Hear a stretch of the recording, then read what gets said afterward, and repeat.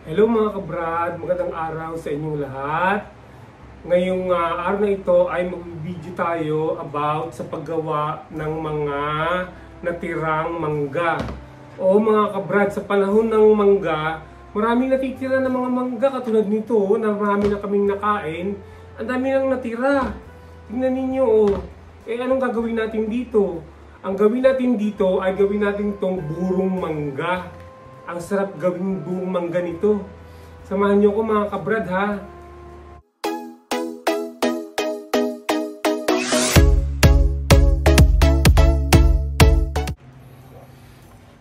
Eto, nandito na tayo sa lababo. Unang-una na, hugasan natin itong mga mangga natin. Ito ay Indian mango. Meron kasi kaming Indian mango dun sa kabilang bahay And dami na namin nakain wala nang paglagyan nito. Sayang naman kung ganito na lang. No, masisira na lang to. Dapat ito para may stock tayong pagkain ay gawin natin itong burong mangga. Burong mangga masarap mga kabrad. Pero bago ang lahat, hugasan muna natin siya. Hugasan natin maigi bago natin balatan. Para konti na lang ang dumi niya. No, para makasure tayo, makasure na malinis ang ating ginagawang pagkain. Ngayon babalatan na natin. Meron tayong magandang pambalat dito. Ito, tingnan niyo. Ayan magandang pambalat yan. Tingnan niyo ha. Napakadaling magbalat lang Bumili kayo ng ganitong pambalat. Huwag kayong gumamit ng basta-basta kutsilyo lang. Kasi minsan makapal ang pagbalat ninyo, minsan manipis. Ito talagang talagang katamtaman lang. Yung tamang-tama lang ang pagbalat niya, hindi siya kumakapal, hindi siya magiging masyadong makapal na magbalat. Pag ganito lang. Ayan. Kaya dapat ganito ang pangbalat nyo ng mga mangga ninyo. Ayan nababalatan na natin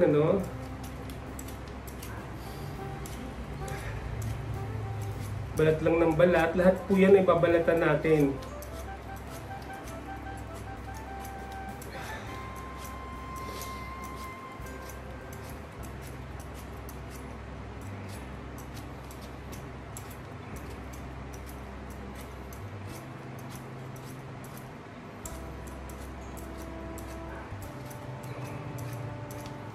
Ayan, dami natin binabalatan.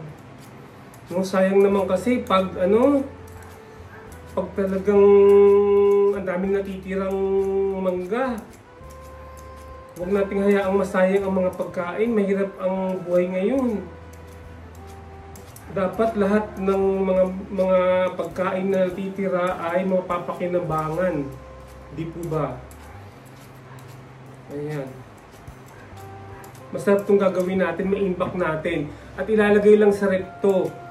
Mga ilang araw din to. Kahit buwan, pwede pa rin kainin. Burong mangga kasi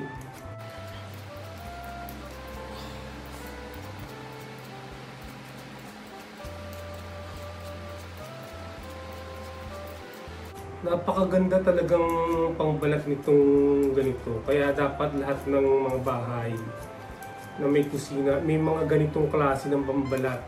Hindi lang naman mangga ang kayang balatan nito Lahat, pati mga labanos, mga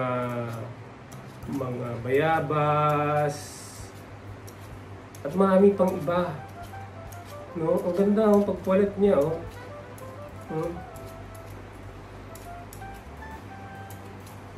Ang bilis-bilis magbalat at even or fine. Hindi siya yung mababalat na makapal masyado. Sayang yun Yung nakakain pa yung laman, yung natatanggal pa yung laman. Hindi ba? Ang ganda talaga ng pambalat na ganito Kaya bumili pa nga ako ng isa nito nung nakaraan.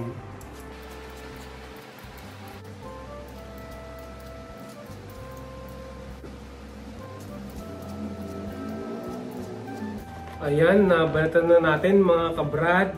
Ngayon hugasan muna natin. Ayan, hinuhugasan muna natin para malinis ang ating burong mangga. Hugasan muna natin. Ayan, malinis na at hihiwain na natin ang ating burong mangga. Ayan. Ngayon ay hihiwain na natin ang ating mga mangga. Kasi kailangan ano yan eh. Yung ganyang hiwa, wag yung parang hiwa na ano na mga pakudrador. Wag ganoon yung pag ganito. Pa-slice ang magandang hiwa ng mangga eh. Pa-slice, wag yung pakudrado. Ganyan. Ganyan ang paghiwa. No? Hiwa-hiwain natin yan. Lahat na yan. Yung mga natirang mangga na yan. Hiwain natin yan. Yan po. Oh. Kinukuha ko lahat talaga. Oh. Makukuha ko. Oh. Yan. Oh. Kahit kaligliitan, kaya nyo kunin. Kunin nyo. Sayang ho yan. Ayan. Oh. Hinihiwa ko. Kaligliitan. Ayan. Ganyan lang po ang pag-slice na ang sistema ng slice natin sa mangga. Yan. Wala naman pong rules na pagbabatayan. Sa totoo lang, kahit paano hiwa lang. Kung gusto niyo yung pakudrado na gano'n, yung parang mga pillars, parang mga stick, okay lang po, pero ito okay lang din yung ganito. Yung pag-slice ng ganito.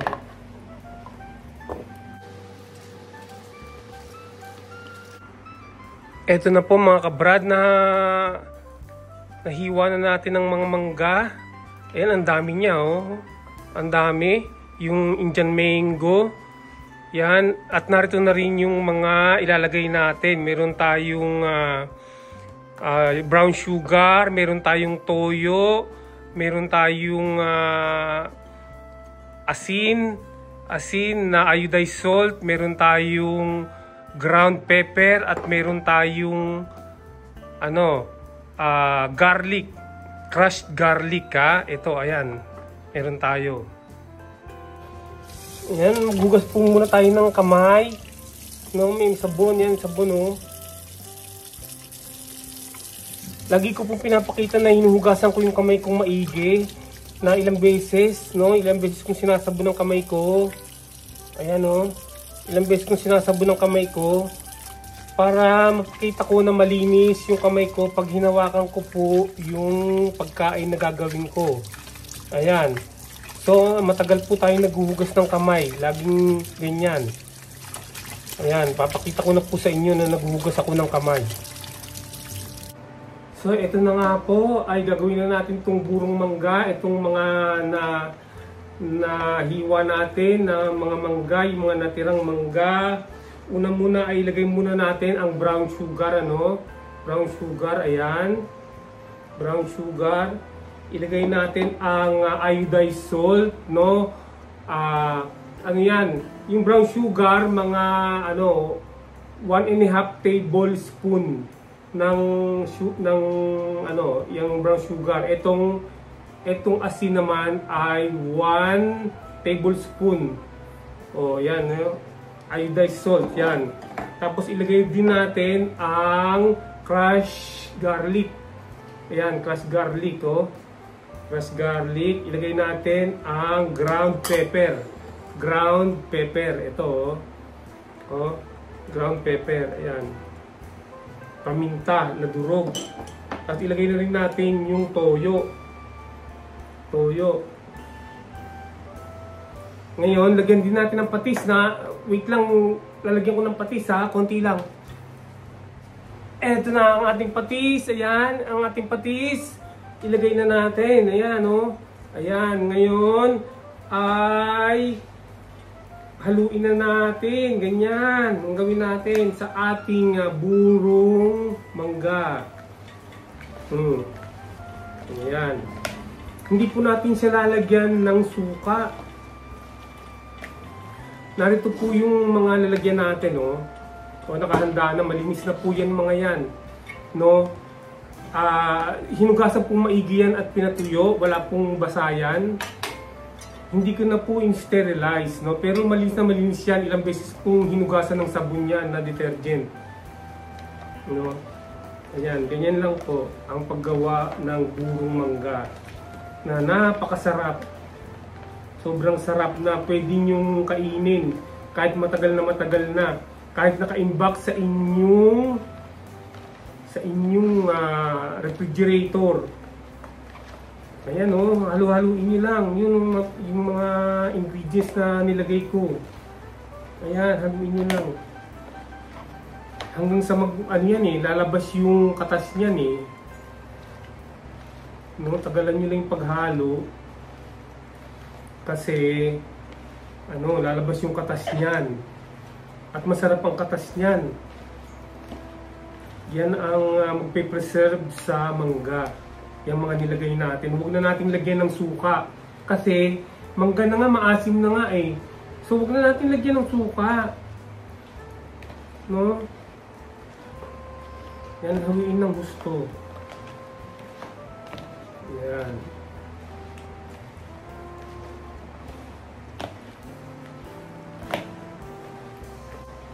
Ayan, nahalo na natin. Oh. Nag-ano na siya, oh. Nagsasabaw po siya eh. Pag matagal na hinalo-halo mo, remember, wala po tayong nilagay na tubig dito. Huwag yung lalagyan ng tubig o suka. Okay na yan. Yung asin, asukal na pula, yung garlic, yan at patis, toyo, yan ang magpapasarap dyan. Tapos ilalagay lang natin yan sa rep. Ngayon, ilagay na natin sa lalagyan, Siguro kakasya na to rito sa isang malaki na to. Try lang natin. Pag napuno ito, di ilagay natin dito sa maliit. Okay? So, lagay na natin, Ayan, Ganyan lang po. Para hindi masayang ang ating mga mangga pag marami tayong stock na mangga. Bumili lang kayo ng lalagyan. Ang magandang lalagyan yung mga babasagin. Huwag po yung plastic na Pero kung talagang walang-wala talaga, di plastic na mga container. Pero as much as possible dapat yung yung bote ang gagamitin sa pagbuburo ng mangga. Ayan, Palagay ko kakasya na to eh.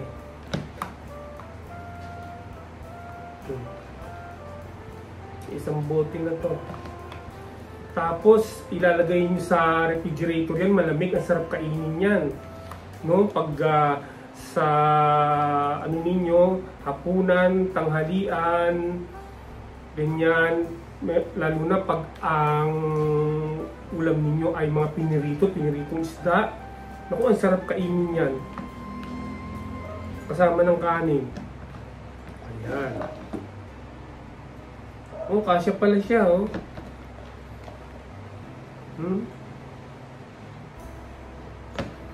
Tapos isama na rin natin yung kanyang sabaw. Nagkasabaw siya tingnan niyo nagkasabaw siya Isama na natin ang sabaw. Ayan.